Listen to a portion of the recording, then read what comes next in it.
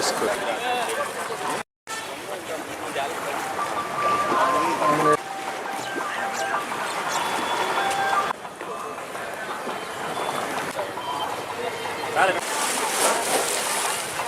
రండి అది తేడా.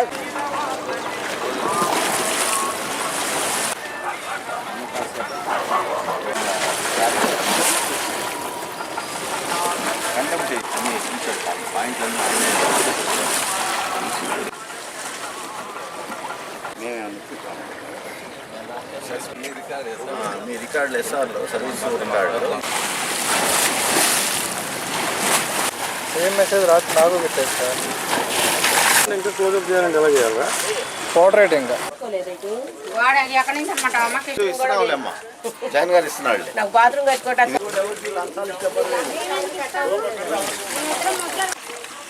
పడిపోతుంది.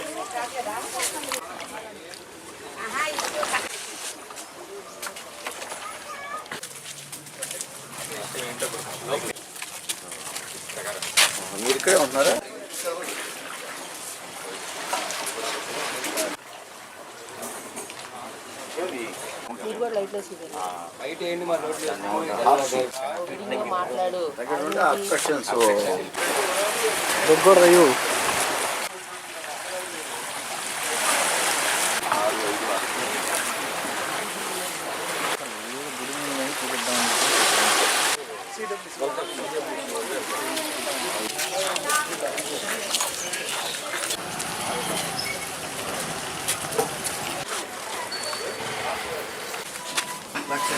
మాట్లాడు చెట్టును బట్టి ఎన్ని నీళ్లు ఉన్నాయి అనేదే కదా మీరు చూసేది.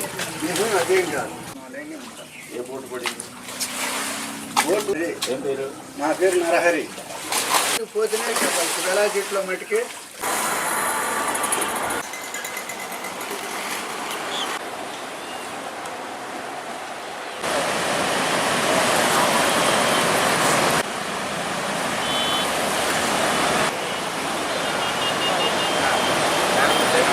పై రాష్ట్రాల్లో కృష్ణానది పరివాహక ప్రాంతాల్లో కురుస్తున్నటువంటి వర్షాల వల్ల గత 4-5 రోజుల నుంచి కూడా రాష్ట్ర ప్రభుత్వం అదేవిధంగా అధికారులందరూ కూడా గౌరవ ముఖ్యమంత్రి జగన్మోహన్ రెడ్డి గారి ఆదేశాల మేరకు ఇప్పుడు వస్తున్నటువంటి వరదల్ని అనుక్షణం పర్యవేక్షిస్తూనే ఉన్నారు.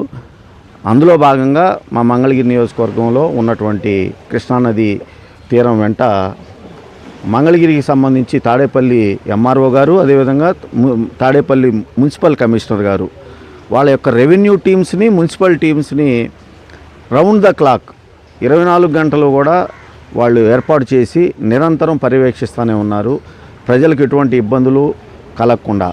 ఇవాళకి ఇప్పుడు ఈ సమయానికి సుమారు 6,10,000 క్యూసెక్కుల వరద నీటిని కృష్ణానదిలో వదులుతున్నాము. అటు శ్రీశైలం నుంచి సాగర్ నుంచి పులిచింతల వరకు కూడా గేట్లు ఎత్తివేయబడ్డాయి. తద్వారా ప్రకాశం బ్యారేజ్కి ఉన్నటువంటి గేట్లు మొత్తం కూడా ఇవాళ ఓపెన్ చేసి కిందకి 6,10,000 క్యూసెక్కులు ఇప్పటికీ వదులుతూ ఉన్నామని చెప్పేసి నిరంతరం హెచ్చరికలు జారీ చేస్తూ అప్రమత్తంగా ఉండాలని చెప్పి ప్రభుత్వం చేస్తున్నటువంటి సూచనలకు అనుగుణంగా ఇక్కడ ఉన్నటువంటి స్థానిక అధికారులందరూ కూడా ప్రజల్ని అప్రమత్తం చేస్తూ ఇవాళ మేము ఈ ప్రాంతంలో తిరగటం జరుగుతూ ఉంది.